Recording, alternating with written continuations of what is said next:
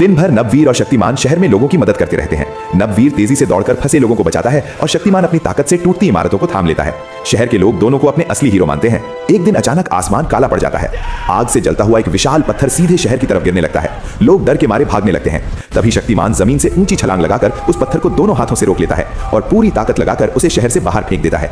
उसी वक्त नववीर अपनी रस्सी से गिरती इमारतों को पकड़ता है और कई लोगों की जान बचा लेता है। शहर फिर से सुरक्षित हो जाता है।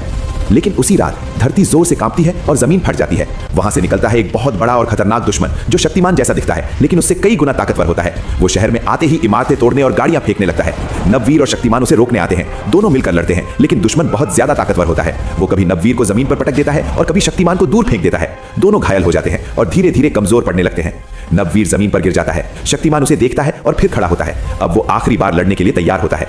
वो दुश्मन की तरफ बढ़ता है, उसके वार रोकता है और पूरी ताकत से उसे पकड़ लेता है। जमीन कांप उठती है। शक्तिमान दुश्मन को उठाकर शहर से दूर खुले मैदान में ले जाता है और वहां अपनी पूरी ताकत लगा देता है। एक जोरदार आवाज होती है। दुश्मन जमीन पर गिर जाता है। उसकी ताकत खत्म हो जाती है और वो धीरे धीरे मिट्टी में बदल जाता है।